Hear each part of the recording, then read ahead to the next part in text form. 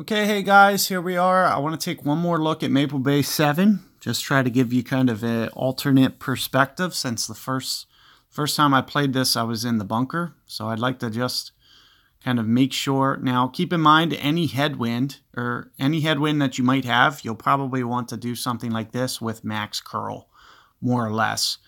But you can see with the way this is, what I'm going to try to do here is maybe right around here. You can see this is a very similar wind to what I had last time in this video. You could see that it's going to launch, significantly down. And I'm just going to kind of change my method just a little bit. You can see that I'm definitely going to get that curl up and just try to put it in the fairway so I can give you just kind of like a better fairway look as to what you should be expecting for this hole.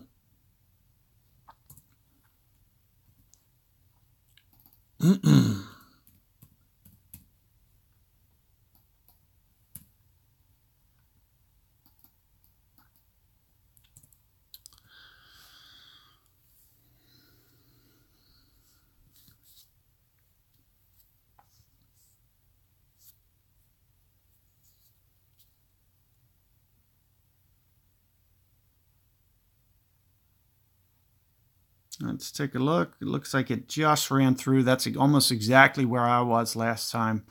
So you'll want to make sure that you're definitely trying to curl that, keep it into the fairway here. Try to give yourself the best angle. Now keep in mind this wind is very, very side wind. It's going to be a very, very challenging shot. Now what I would like to do here is maybe a backspin shot. However, it's going to be extremely tough in situations like this. I'm going to try to maybe even back off the backspin just one bar. Keep in mind, I'm kind of towards mid-club a little bit. I don't really have time to use my tool, but I'm going to make sure that I over-adjust here. So that was maybe 5 1/4 rings or so. And let's talk about why. Let's see, it looks like I gave that a really, really good attempt. Let's take a look at the setup. I wanted to get this in here, just really didn't have the time. The angle was somewhere around here. And you can see the approach, I do believe, is somewhat uphill, maybe in the sense of maybe about 5%, give or take. And then you'll see I was using kind of close to the mid number, but then just a little bit of overplay. So I tried to play it maybe towards maybe 5 1/2 rings-ish. And it was pretty close to mid club, maybe just a little bit short when you could see that the way that I was sizing that up.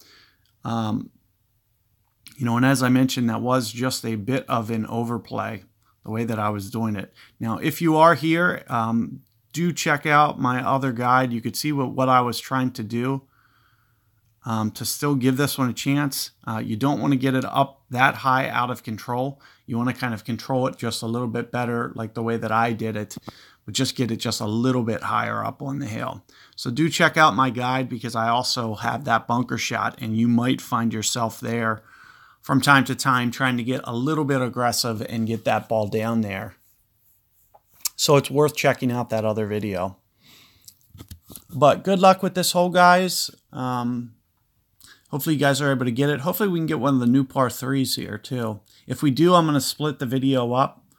Otherwise, I'll just kind of keep that shootout on the end of this thing.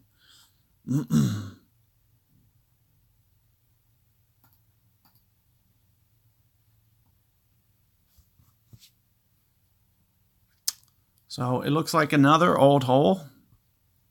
So I'll just kind of tack this one on. Oh, interesting. So with a tailwind, that really makes things interesting on this one.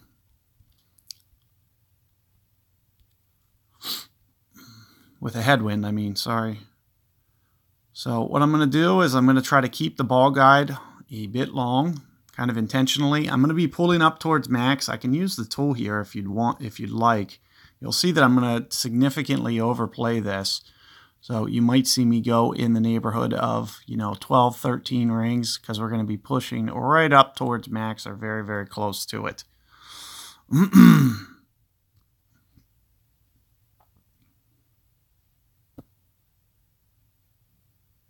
It looks like my wind effect was just a little bit off. You could see I had the right idea, but what happens is sometimes in those headwinds is it actually causes the ball to kind of check harder than what it shows on your ball guide. So I really shouldn't have applied that curl. What you'll see more often than not into a headwind, once your ball lands, even if you have the guide kind of pointed towards the hole, you could see mine was kind of left and behind. What ends up happening is it actually ends up cutting farther towards the right than what you see on the ball guide in headwinds. It'll do the opposite in tailwind. It'll actually kind of straighten itself out a little bit. So you do want to watch doing that.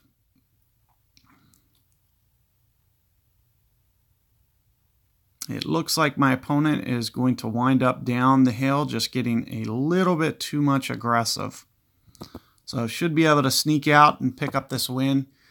It was a very challenging wind. You could see with the Raptor ball, it did make things a little bit easier. He had a distinct advantage on me with that extra wind effect.